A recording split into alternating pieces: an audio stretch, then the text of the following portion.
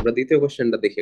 দ্বিতীয় কোশ্চেন বলতেছে লোহিত রক্ত কণিকায় থাকা হিমোগ্লোবিন অক্সিজেন বহন করে। দেহের বিভিন্ন রক্ত জালিকায় এবং হৃৎপিণ্ডের বিভিন্ন অংশে অক্সিজেনের পরিমাণ এবং আংশিক চাপ ভিন্ন ভিন্ন হয়, ফলে বিভিন্ন অংশে হিমোগ্লোবিনের সম্পৃক্ততাও বিভিন্ন হয়। এর নিচের গ্রাফটি লক্ষ্য করো, এখানে আবার সেই অক্সিজেন হিমোগ্লোবিন স্যাচুরেশন কার্ভ দেওয়া আছে, এই পাশে অক্সিজেনের চাপ, এই পাশে স্যাচুরেশনের পরিমাণ। তো এখানে আবার দুইটা পয়েন্ট মার্ক করছে, একটা পি পয়েন্ট, একটা হচ্ছে কিউ পয়েন্ট, দুইটা পয়েন্ট মার্ক করছে। এখন বলছে নিচের ছকে মানব শরীরের কোন অংশে পি এবং কোন অংশে কিউ বিন্দুতে দেখানো অক্সিজেনের আংশিক চাপের সাথে হিমোগ্লোবিনের উক্ত সম্পৃক্ততা দেখা যাবে। মানে এখানে হচ্ছে কয়েকটা পয়েন্ট দেওয়া আছে, মানব দেহের কয়েকটা পয়েন্ট দেওয়া আছে, একটা হচ্ছে ফুসফুসীয় ধমনী, একটা ঊর্ধ্ব মহাশিরা, একটা অ্যালভিওলাস, একটা বৃক্কীয় শিরা, একটা মহাধমনী। এই কয়েকটা জায়গার কোন জায়গাটা আসলে কোন জায়গায় পি পয়েন্ট পাওয়া যাবে, কোন জায়গায় কিউ পয়েন্ট পাওয়া যাবে, মানে ফুসফুসীয় ধমনীতে আমাদের স্যাচুরেশন পি পয়েন্টের মতো হবে না কিউ পয়েন্টের মতো হবে, সেটা আমাদের এই বক্সে ফিল আপ। ঠিক আছে, এটা একটু ক্রিটিক্যাল কোশ্চেন, এটা একটু ক্রিটিক্যাল কোশ্চেন, তোমার একটু চিন্তা করে দেখতে হবে। কিউ পয়েন্ট কোনটা? কিউ পয়েন্ট হইতেছে সেই পয়েন্ট যে পয়েন্টে তোমার হইতেছে বেশি পরিমাণ অক্সিজেন হিমোগ্লোবিনের সাথে যুক্ত আছে। কিউ পয়েন্ট হইতেছে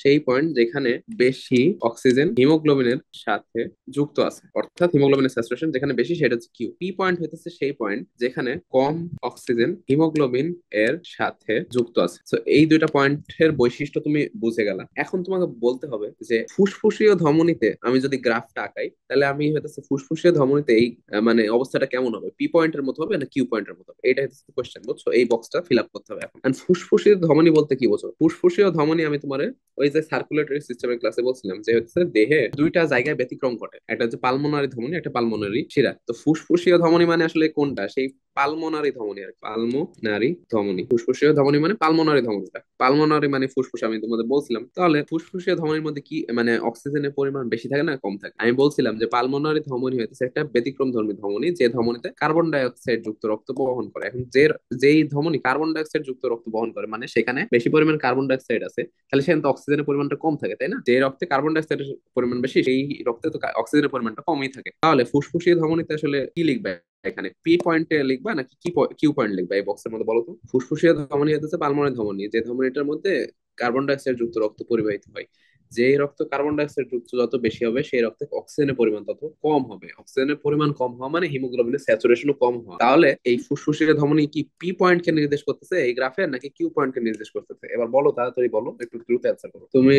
আব্দুল্লাহ বলছে পি পয়েন্ট, তুমি সঠিক অ্যান্সার দিচ্ছ। এটা আসলে পি পয়েন্ট কে নির্দেশ করবে, কারণ কি আমি আগে বলছি পি পয়েন্ট কি নির্দেশ করতেছে। পি পয়েন্ট নির্দেশ করতেছে সেই পয়েন্টকে যেখানে অক্সিজেন কম হিমোগ্লোবিনের সাথে যুক্ত আছে। হিমোগ্লোবিনের সাথে যেখানে অক্সিজেন কম যুক্ত আছে সেই পয়েন্টটা হচ্ছে পি পয়েন্ট। তাহলে এই ফুসফুসের ধমনীতেও তো আসলে হিমোগ্লোবিনের সাথে অক্সিজেন কম, তার মানে এই জায়গায় আমরা লিখবো কি পি। তাহলে ঊর্ধ্ব মহাশিরা কি? ঊর্ধ্ব মহাশিরা জিনিসটা কি? এখানে আসলে সব বাংলায় নামগুলো লিখছে, তো যার কারণে তোমরা একটু বুঝতে অসুবিধা হইতে পারে। হ্যাঁ, তো ঊর্ধ্ব মহাশিরা আসলে তোমাদের হচ্ছে কোনটা, এটা আমি ধরাই দিই তোমাদেরকে। এটা হচ্ছে superior vena cava. Superior vena cava. তোমাদের বাংলা ইংরেজি দুইটা যদি জানতে পারো, নামগুলো মনে রাখতে পারো, তাহলে ভালো আর কি। হ্যাঁ, তো সুপিরিয়র ভেনা কেভা কোনটা ছিল?